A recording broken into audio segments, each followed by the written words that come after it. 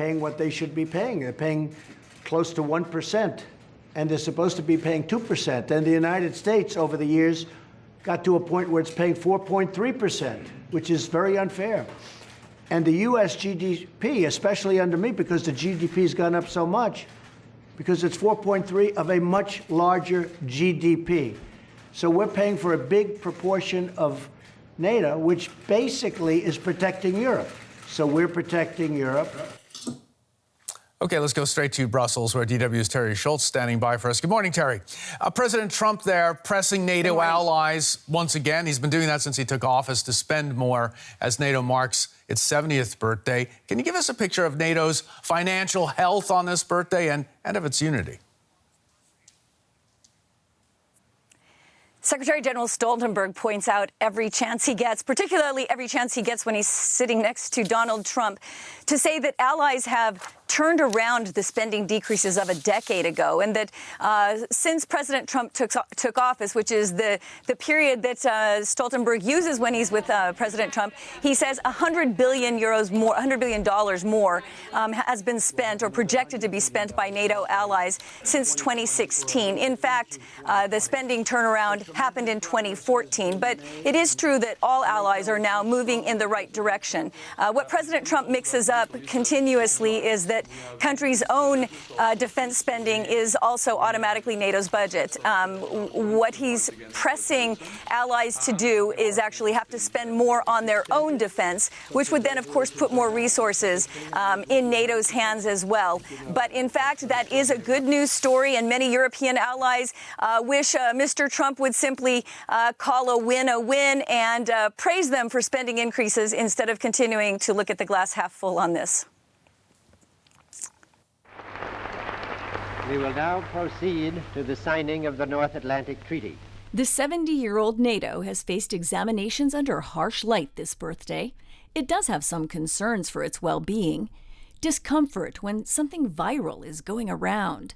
Occasional spikes in blood pressure. It should have never been allowed to have happened, but Germany is totally controlled by Russia. And perhaps some self-doubt that when push comes to shove, its core is not as strong as it hoped.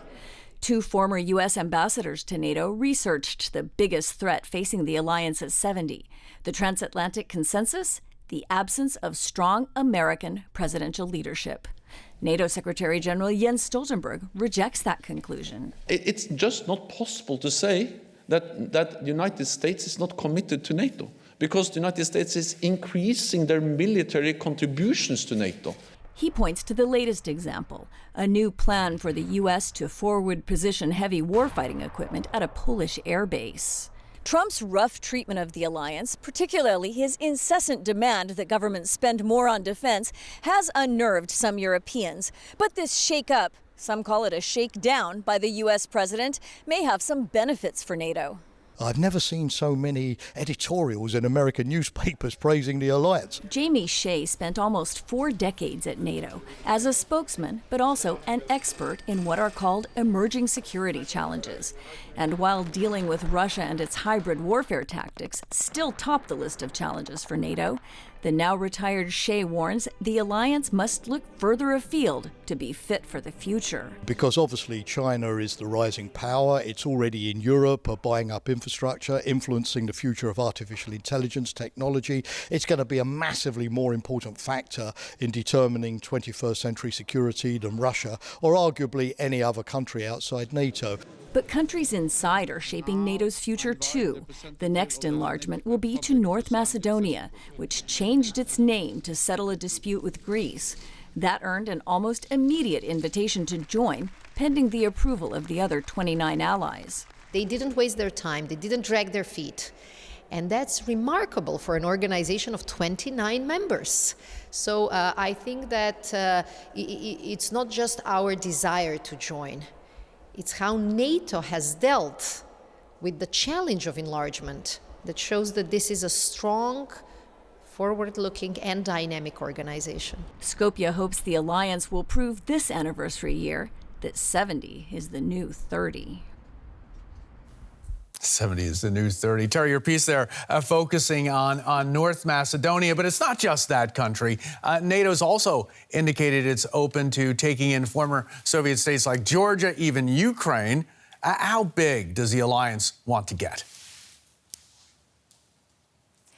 In fact, there's not a lot of appetite at the moment, even to expand to those countries which have membership action plans, which are already on the road to NATO membership.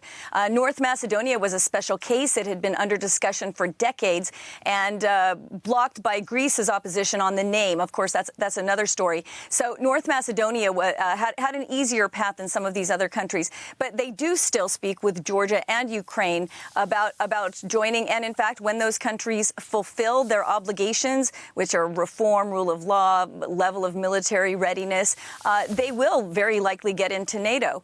But further afield, I don't think it's likely at this moment. There aren't that many other countries asking to join, and NATO has to think very carefully about where it wants Article 5 to extend to.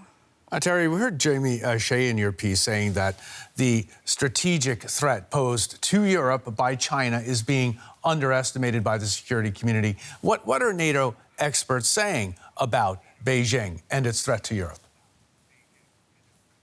I thought that was very interesting, too, from Jamie Shea. And in fact, as he said in my piece, he said it will be more important strategically than Russia, which is something that we really haven't been paying enough attention to. So what Jamie Shea suggests is that NATO set up a China commission. They don't have high-level meetings regularly with China. And he says that's a mistake, that even though you don't have an adversarial relationship, so you want to start this relationship when things are not hostile, because he says China is doing things like buying up ports in Europe, which would need to be at the military's hands if a conflict did break out.